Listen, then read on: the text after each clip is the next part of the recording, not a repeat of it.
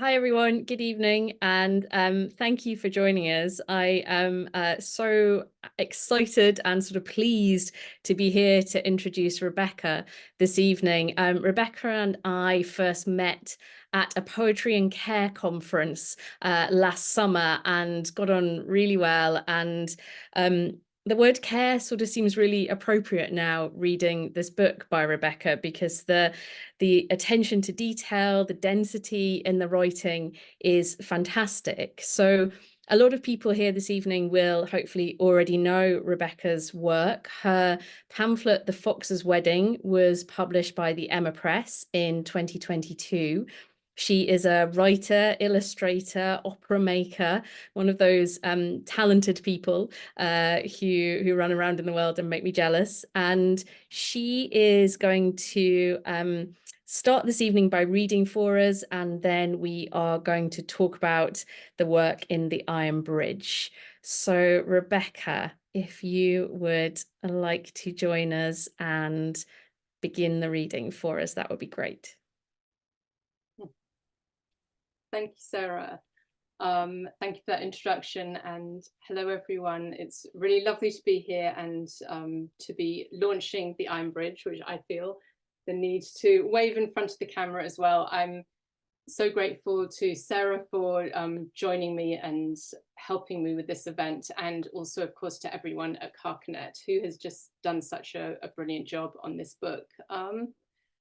And I will begin with a poem called The Unreliable Narrator. I'm just going to set off and give us a poem right away.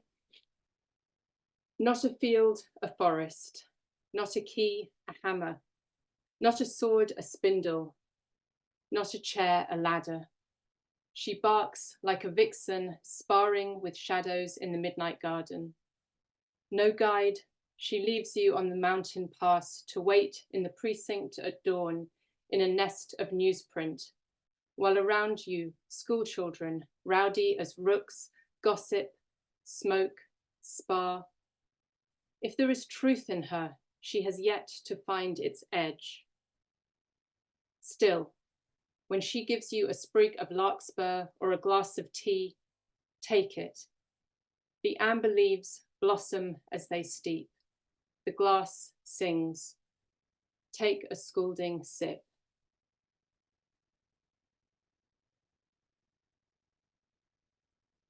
I felt like that poem would be a good way of introducing this collection, both the sense of the unreliability of the narrator's voice, which is so connected to fairy tales for me, and myth, which is one of the central themes of this book, but also that we step right into a field and a forest.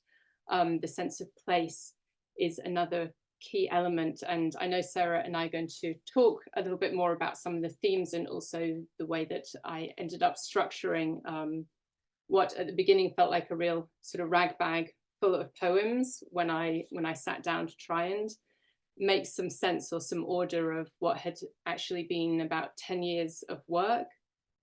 The next poem takes us to a place that I don't spend a lot of time in this collection, but the place itself, which is New England, Massachusetts in particular, in this poem, is somewhere that's very important to me. I spent 4 years there, and my daughter, to whom this collection is dedicated and for whom this poem is written, lives there right now. And also I chose this poem because it's a very seasonal poem.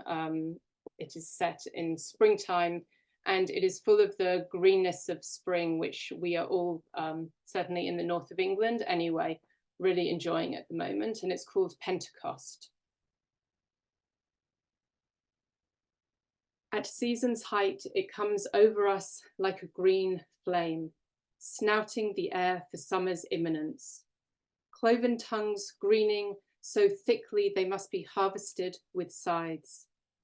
We fill barns and kitchens with crates of the verdant spears. You tell me it is called Hadley grass, because it greens with exuberance in fields along the Connecticut River Valley. It is the acid green of all sprouting things, charged to break winter's spell. As the snow clears and soil warms, up it roars. It holds winter in its green stem, thick as a man's thumb. It does not bow to the wind or hail. It drinks rain like a dog sucking water from a puddle. Its green bounty cannot be contained, though we try, poaching, pickling, canning, roasting, even churning it into ice cream. We eat a scoop in waffle cones while sitting on the front porch. The ice cream is a frosted green and tastes both vegetable and not. We stare across the fields to where above Mount Tom's slow greening flank, there is a cindery bank of clouds. We talk in fits and starts, fall quiet. The ice cream melts on our green tongues.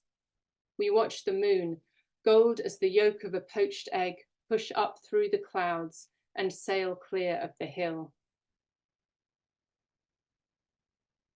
In a blog post that I wrote for Carcanet about this collection, I mentioned that I have a hard time seeing when things are done. And when I was picking the poems I was going to read today, and I was looking at this poem in particular, I realized that I had never actually said the word of the vegetable that I'm writing about, which is asparagus. And so one of the things I'm now wondering is if that appears in people's imaginations. Maybe that's a question I have for you as you're listening, and also so for my readers. But yes, it's a poem about eating asparagus ice cream in Massachusetts. And my daughter's dog Arthur was also with us eating his own dog ice cream, but he only appears as asparagus drinking water thirstily. So, but as I was also reading it just now, I was glad to see that he had made it into that poem. The next poem takes us, and I suppose one of the themes maybe of this collection is that it wanders a little. It travels from East Sussex, where I was born, and where we will be going to and visiting shortly. But it also goes to Massachusetts, where I lived for 4 years. And in this poem, Dark Peak, it comes up to the north of England, which has been my home for 10 years now. I moved to Manchester in order to work with Vona Grach at the Centre for New Writing doing my PhD, and many of the poems, although not this one, were written as part of that. This poem was written in 1920, in 2020, and I think even though it's not actually a poem about the pandemic, it's set in that time during July 2020, when Manchester at least was definitely still within quite stringent lockdowns, and there is a sense of that in the writing, I think. Dark Peak. It's 2 years since I've been to the hills. Winter, spring, tethered to the valley floor, I watch them hunch down. Slowly, when I can, I hobble along the rutted track that falls due east, from the Saxon church on the ridge towards, if I could go, Kinderscout's flat, notched crown. I tell them I'm waiting. They shrug. Indifference is trout brown, ash green. Summer comes. Language rushes through me like rainwater through grit stone. This gap in the wall is as far as I can go today, tomorrow. I stand in the shade of a hornbeam to sketch the summit. The rough line bumps against the edge of the page, so I turn and let it wander verso from right to left. On the wall, my fingertips read the fine grain, sickle sharp, old news that I carry with me on the walk home. Some days wind carries word of the hills. Smoke from moorland fires pricks the air. The rivers Goit and Etherow, which at their confluence swirl back against each other, exchange gossip, clamour.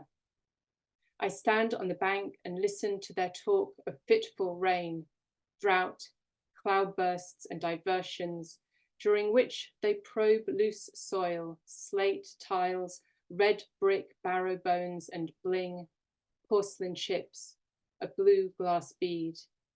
All the news from the hills these past 1,000 years. Today I linger, listen to them speak of their work, making, reshaping. We've had a night of heavy rain. The silty waters roar in spate. Trout brown, ash green, a process like any other. They carry the hills to the sea. And the other thing that I maybe want to say about that poem Dark Peak is that it was commissioned by Melanie Giles, who's an archaeologist at the University of Manchester and one of the many wonderful people that I've met there. She's also a poet, and she, with the printmaker Rose Ferraby, put together this beautiful edition about the Peak District. And I was lucky enough to be asked to write a poem for it, and as part of that process, learned a lot about the archaeology and of the Peak District, and including some of those amazing words in there. Particularly barrow bling is one of my favorites, but bringing together, like I think a lot of my poems probably do, ideas of place, but also a sense of history and of landscape as being some kind of living archive that we engage with when we walk through it.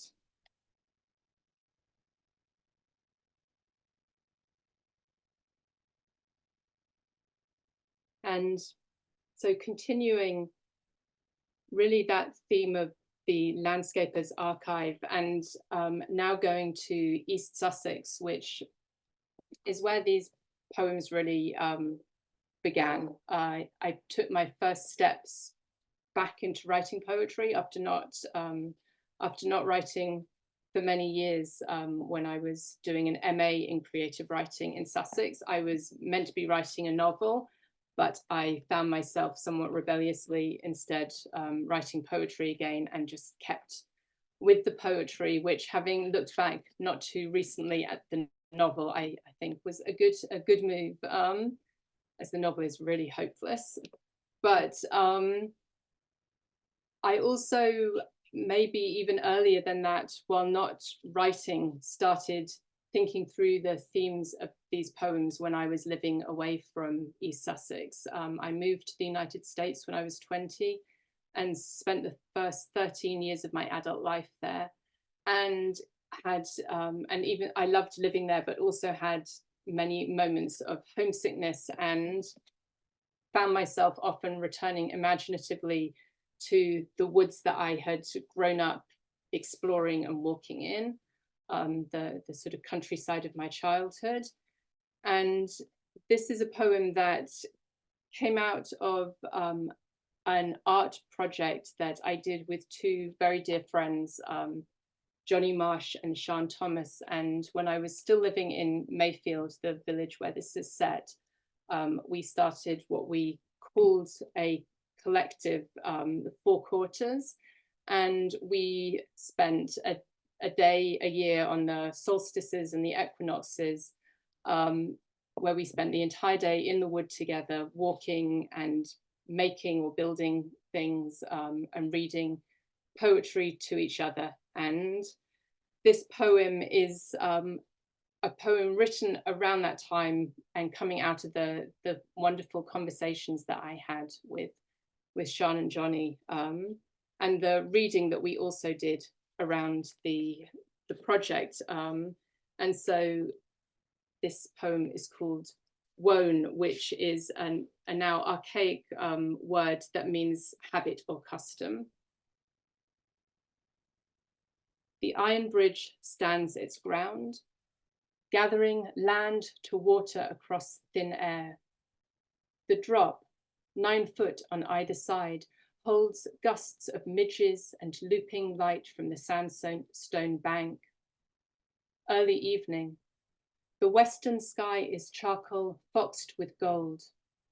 The bridge does not dwell. No more do I, and each time it is harder to return. But the bridge, I think, it knows me, even after 5 years gone. My heel strikes a spark.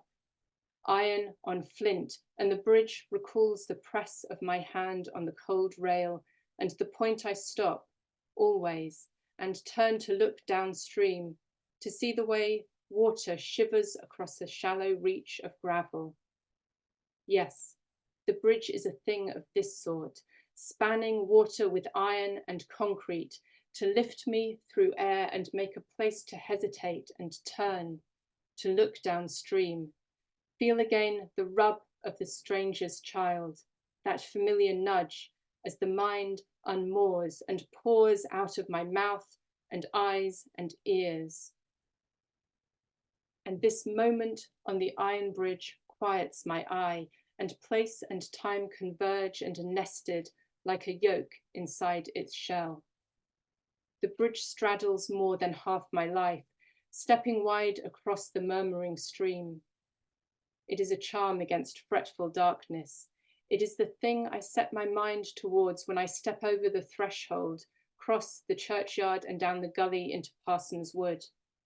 When I set my feet in the direction of the bridge, I'm already there, hand resting on the cold iron rail, turning to look downstream as I could not carry myself across the bridge if I had not first imagined reaching it in my mind.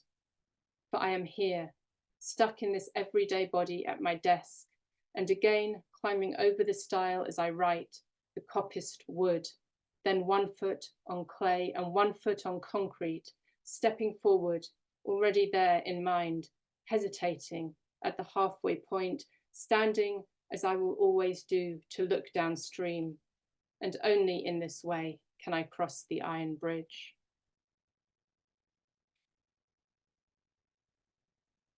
It is also in this poem that the iron bridge of the title makes its appearance. And I think maybe Sarah and I will talk a little bit more about that, about bridges and dwelling and crossing. So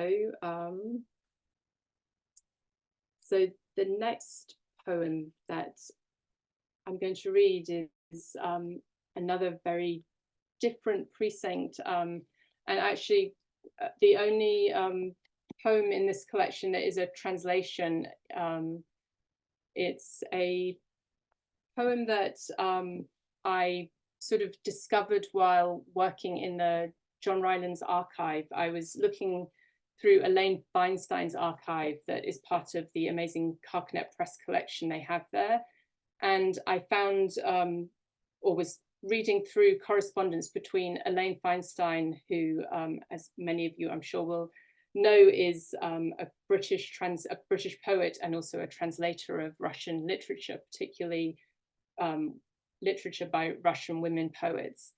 And I was looking at these letters between Elaine and her friend Angela Livingstone, who is also a translator and a scholar, and who was providing a lot of literal translations for Elaine to work from. And I became fascinated both, I suppose, by the process, the back and forth between these two women and friends, how the domestic details of their life sort of fed into this correspondence about art and poetry. But also I became very interested in looking at the literal versions, then Elaine's final versions. And in Snow Song, I tried using my really rudimentary Russian language skills to create a translation of my own. So this is a portion of a longer poem, which is Poems for Block by Marina Tsvetaeva, and it is called Snow Song. Spellbound by your pale blue eyes, snowy singer. Your name is ice, twice melted on my tongue, a symptom or sign pointing the way, a dry cough, a fever dream of descent. I sleep with the window open and wake to snow feathering the bedspread. Barefoot over snow feathers I go, glancing back to the blue-eyed singer. The pond is frozen. At sunset, the ice creaks and chimes. With a long shout, with a swan's beak, death knocks on the blue door. I sit up all night, and your icy hand grips mine. Dear symptom, dear sign. We can agree on this. You hexed me. You no longer exist. I've set fire to the ice house. Snow and ashes fall like feathers. So do me a favor, singer. Amen, amen. Melt away like spring snow. I will not say your name again.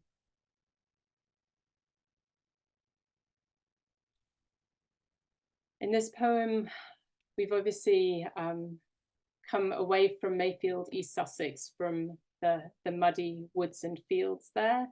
And we're in, I think, in one of the things I've written about this collection I call the sort of more imaginary geographic realm, a mythical sort of Eastern Europe, which I inherited from my grandmother and my great-grandmother.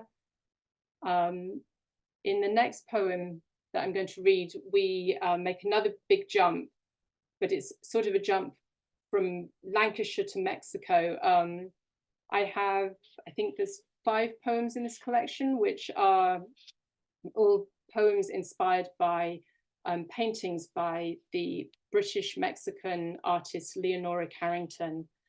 She's a surrealist and was born in Lancashire during the Second World War, ended up moving to, first of all, the United States and then to Mexico, where she spent the rest of her life. And this is a painting, this is a poem named for a painting that she created towards the end of her life, called Cabbage. And the cabbage was very central to Carrington's sort of mythology, these very fantastic worlds that she created. And if you can imagine, as I'm reading, a sort of a canvas with an enormous glowing red cabbage on it that is just sort of hanging in space, I guess, like a cosmic planet. It's a very wonderful painting, and this is my poem in response to it. Cabbage. Slung from a trug, it rumbles across the kitchen table. This flabby magenta fist of stalk and leaf, this bundle of pages flopping loose from their binding, this globe cleaved with a grunt leaning hard on the blade, and I look down on this confounded universe halved in my hand, shout, I can believe in the cabbage. And yes, lean in to sniff iron and damp earth, prod the pleats packed with butterfly eggs, constellations neat as a convent girl's stitches. This leathery, creased leaf, a dish of galaxies. This bloody alchemical rose, this labyrinth. Quick, keen, I unscrew a jar of condiments, cinnamon sticks, star anise and clove, shout louder, I believe in the cabbage. And I think I said at the beginning that I've spent about 10 years writing these poems. And I think that the idea for this poem also connects to an experience I had in my teens. So I was probably about 15 or 16, I spent several years working in a pub in Mayfield called the Rose and Crown. And my job every Sunday would start with my creating the red cabbage coleslaw. And so cutting these cabbages in half and sort of opening them up. And I think also one of the things that is really present in my poems is this sense of the body and the gesture, things that for some reason have stuck in my head. And I think even from that time, I've been sort of figuring out a way to use or to do something with it that finally, thanks to Leonora Carrington, ended up here.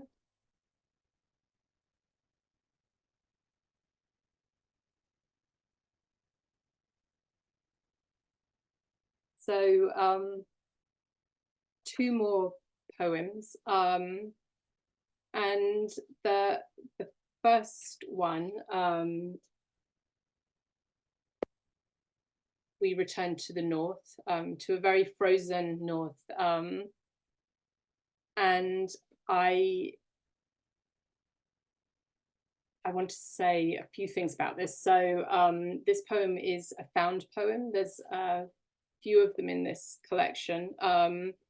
And the words from it are taken from a book, which is cited in the title. So Beyond Siberia by the wonderful writer Christina Dodwell. And I'm very grateful to her for allowing me to use her language from two of her books, in fact, from this one and another called The Explorer's Handbook, an Explorer's Handbook.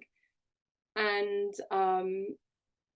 so I have wanted to go to Siberia for much of my life. I'm not sure, particularly now, I will ever make it to Siberia other than in my imagination, but certainly through Christina, I feel like I have traveled there, and maybe you will now as well. Beyond Siberia. Dodwell, Christina, London, Hodder and Sutton, 1993. The moment you sit on a sled, the dogs bound forward. Kamchatka, remote as the moon, land of permafrost and volcanoes, reindeers, gulags and gold. Snow lies on the ground till June. Wearing a deerskin kalanka and 3 pairs of trousers, Daymart fleece and Gore-Tex weatherproof. Also 2 pairs of socks, gloves and mittens, balaclava, scarf and fur hat. And I was sometimes cold. Vitaly and I went looking for winter dens up a broad valley. Myth says that hibernating bears can read people's thoughts. It was a glorious day. The sun had a halo, almost a rainbow. Already minus 40 degrees centigrade, according to my travel thermometer. At this temperature, your breath can freeze as you exhale, tiny crystals which drop to the ground, the whispering of stars. 3 huts among trees at the frozen river's edge. Dogs barked. Susvi scraped deerskin, her scraper blue obsidian set in wood. I climbed a hill and looked down on the river's course.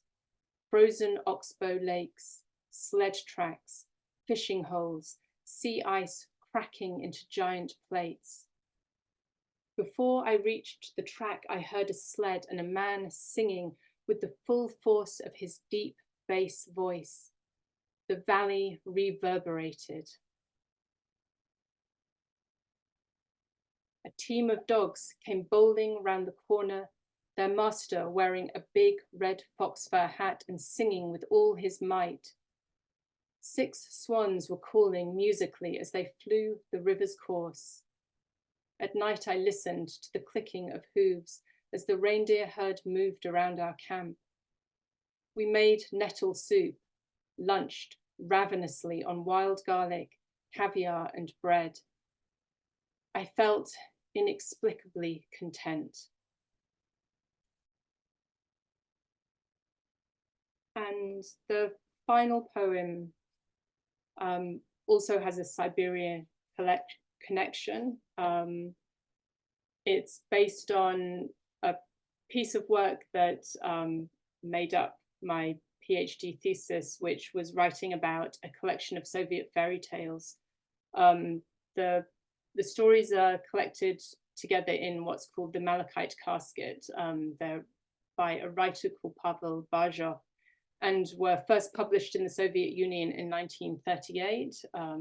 So were written at a time of great social upheaval, violence, and pressure, I suppose, in the Soviet Union at that time, during what's now referred to as the Stalinist purges. And many of the characters within this book are a part of a mining community in the Ural Mountains. And one of the most famous of the stories in the Malachite casket is called The Stone Flower. And this was a poem that appeared after I had been sitting with the book, I suppose, for some years. The Stone Flower. Uncut, the block stays dumb. She sets to work, carving a shape with fingers and thumbs. Work that can never be quite finished. Polish, smooth, and rub, rub, rub until the form comes through. A cup, bell, flower. A flower then, hewn from green stone, petals revealed by the chisel's tip, pistil, stigma, stamen unfurling from the point, malachite stem uncoiling, making this stone flower and its one damn thing after another, the doorbell, the child, tired or hungry, begging for stories, her hands always busy with soothing, baking and folding. On the day's threshold, she waits to take up hammer and chisel. At her bench, the memory of touch. Stone sings to the lathe's tune, and the flower lifts its head, sparked to life in a flurry of knocks and chips, blows and bruises. Cordate leaves lie snug to the bud. Little frills nicked on the petal prick fingers and thumbs. Words are good, she says, but touch is better. There, and she brushes off the dust. Almost done.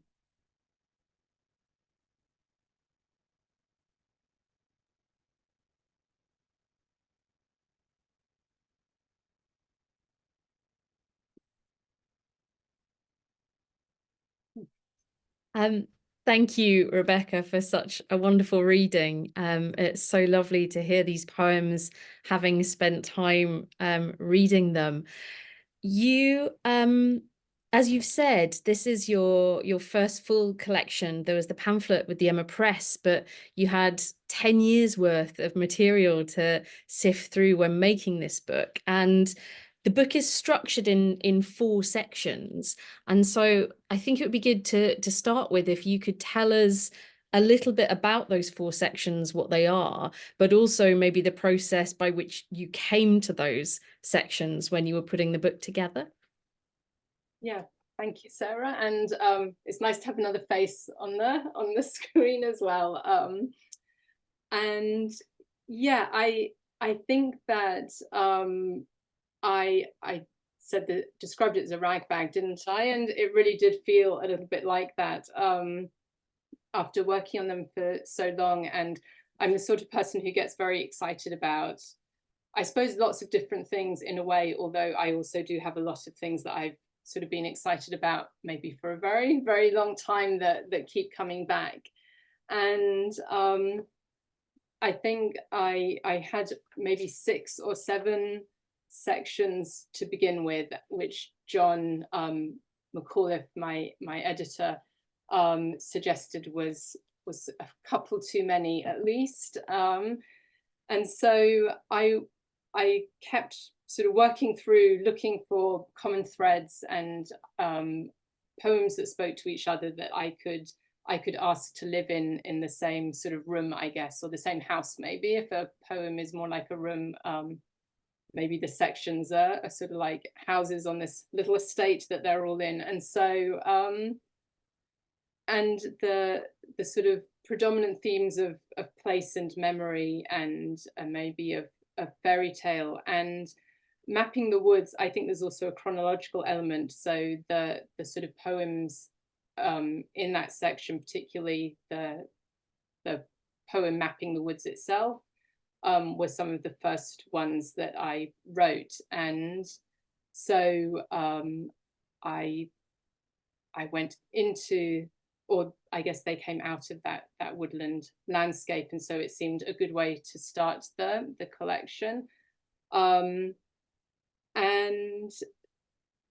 then The Stranger's Child contains more of the fairy tale poems, the sort of secondary worlds, I suppose. And Night Journeys are poems that I think of as catabasis, so sort of descent narratives, maybe poems that take us underground in some sort of way, with then the Explorer's Handbook being anabasis, so the kind of return, the coming back out of those sort of secondary worlds, maybe, or fairy tale realms, and engaging again with history and archives, and more realer places. Right. Yeah, the kind of the sinking in Night Journeys, I kind of hadn't necessarily thought of that as a descent. Like there are lots of transformations, and I think it's probably important because it's the first section, but also if there is an image that runs across all 4 sections, I think it is that of the forest, and not necessarily that of the real forest, but of a sort of Brothers Grimm metaphorical Russian Middle European forest. And that seems to me to be present in all 4 of those sections as a place both real and imagined. And there's a great line that you open the poem Banksy Wood, where it says it could be a metaphor, but for now it's just a place. And so I wondered at what point does the transformation from one of those things to another occur for you? And maybe sort of the other side of that question is where does your creative relationship with forests or woods come from? Does it start with real forests, or does it start with imaginary ones, or do the two kind of go back and forth, I suppose? I think they must go back and forth. I mean, I think that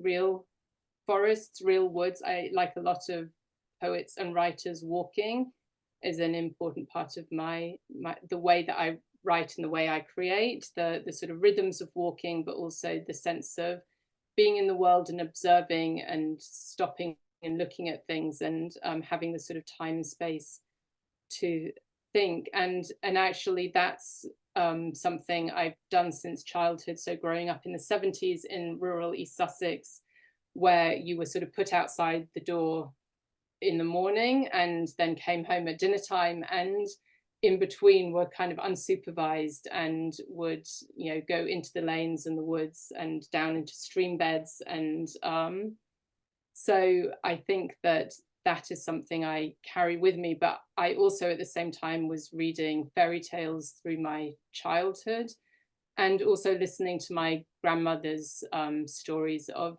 Eastern Europe, which some of which I discovered later were quite fantastical when I tried to sort of talk to other relatives about things she had told me. So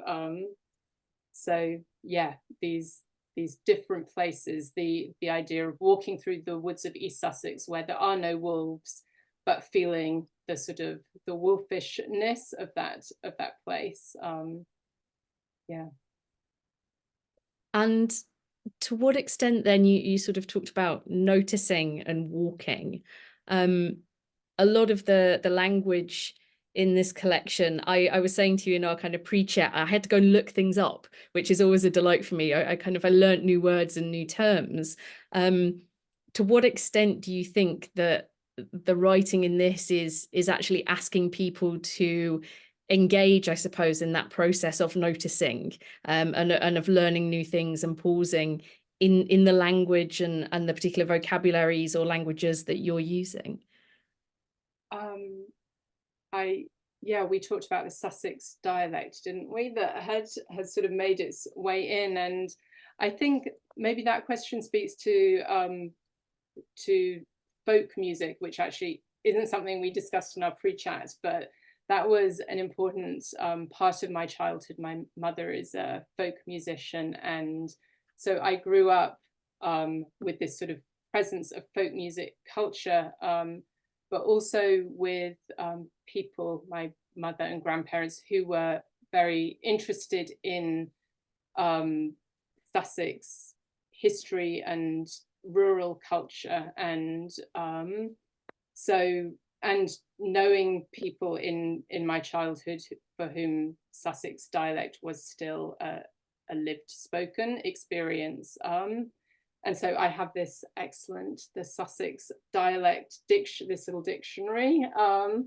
And when I was writing these poems, I did quite intentionally at times look for words that I might have heard in my childhood but have probably forgotten, that I could incorporate and sort of weave in. And I think, as you suggest, noticing about language is connected to noticing about place for me, and those two things were very important ideas as I was writing these poems. I think that sense of folk, now that you talk about it, makes a lot of sense. And one thing we did talk about is the sense of craft and making, and kind of handcraft, handwork that runs through these poems. And the book is bookended by these two poems, which are both explicitly about making something. And the poem, The Stone Flower, you read at the end, has this great line that words are good, but touch is better. And I suppose I want to ask, do you really believe that? Is that a sentiment that you could get behind? I think, well, I have no idea that if what I'm about to say is true, but I think most writers at some point feel like they're done with words a little bit. Maybe they don't, but I kind of feel on quite a regular basis that trying to, particularly in poetry, trying to sort of get words to do what you want them to do, and can get to the point where you just think, enough of this. I will just go, yeah, make a stone flower instead, do something that's kind of physical and tangible. And certainly when I was doing my PhD, like a lot of people, as well as doing lots of cooking, for example, I started crocheting and knitting and did that quite obsessively for a few years. And I think really noticed as I was doing that work how your attention shifts when you are doing something with your hands. And I, but also I was doing a lot of dance at the time, and those words were said to me by my dance teacher, so Joseph Lau, who I realized recently that I have not put him in the acknowledgements. He definitely should be there, but at least I remember him saying those words at some point. So yeah, I think maybe on some days I believe it. Well, thank you, Joseph, for gifting us that particular line in your writing. I suppose that kind of brings me nicely in a very Radio 2 link onto my next question. And we're going to come to the questions in the chat in a minute. But your dance teacher is one guiding influence. Another really strong one that you've already talked about is Leonora Carrington. And I was wondering if you could tell us a little bit more about why I suppose she is such a dominant presence in the book. She gets a series of poems to herself, and is she the only kind of guiding influence in here, or are there kind of others that are lurking which are less obvious maybe?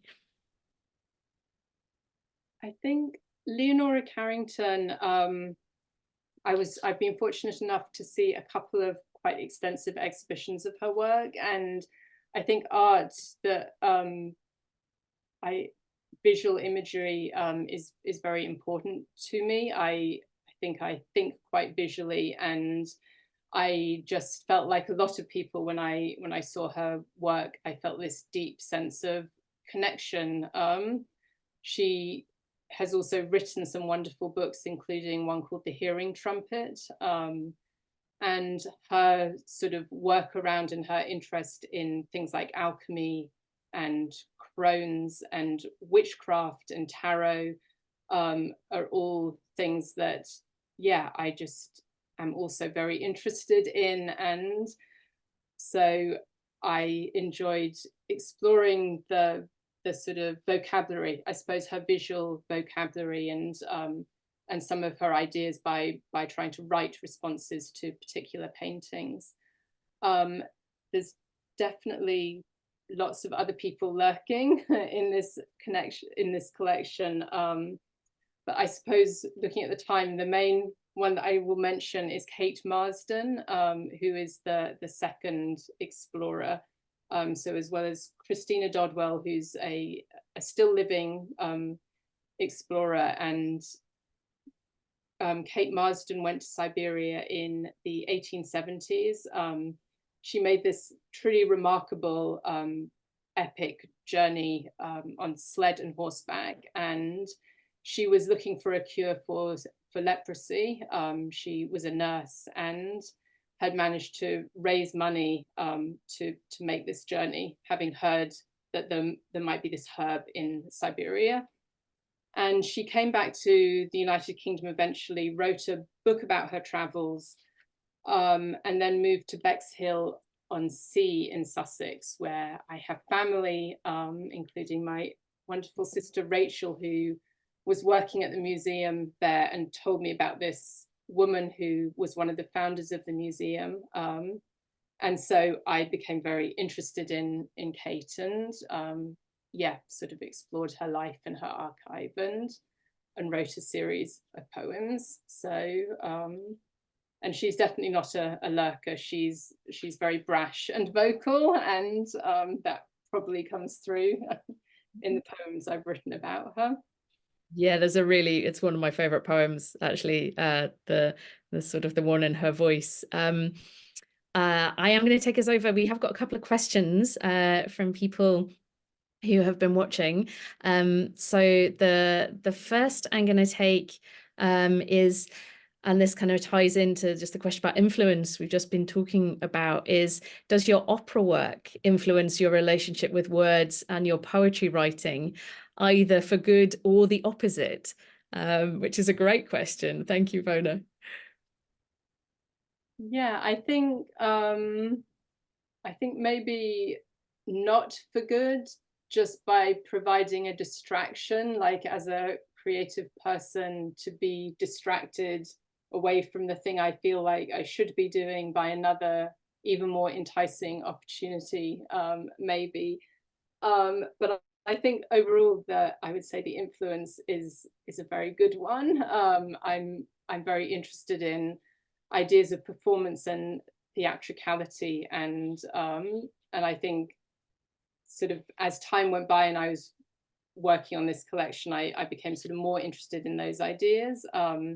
I'm very interested in sound. I can't sing myself, but the idea of sound in language and in my writing is something that working with composers and musicians is sort of always inspiring. And I think the other really key thing for me that came out of working in opera and theatre making is the idea of collaboration, and the sort of understanding that far from being a writer who likes to work by themselves in sort of isolation, I actually only, I think, work creatively when I'm collaborating with other people. And so for me, working with the composers and directors and singers that I've worked with has just been a almost entirely joyful experience. I think that when I'm writing poetry, I then also look for ways to collaborate. So maybe that's also Leonora Carrington. I'm collaborating with people in that way too. Great. Another question, which comes from Royston, is you sort of talked a bit about knowing when a poem is complete or not knowing when it's complete, and I think it's when you're putting your first book together, it's something that you can struggle with, is when do you let go, at what point? Often people say, am I ready, to publish your first collection? And so Royston's question is, what clues do you sense when a work is ready? Do you know when to stop composing? I suppose when you're collaborating with others, there's often an external deadline. If a composer or a performer says, a performance is coming, it's got to go. But when you're in control of that process, how do you control it? Do you know when to stop? Yeah, I think actually I struggle with it. And I think that's probably why I put myself onto a PhD in order to write a collection.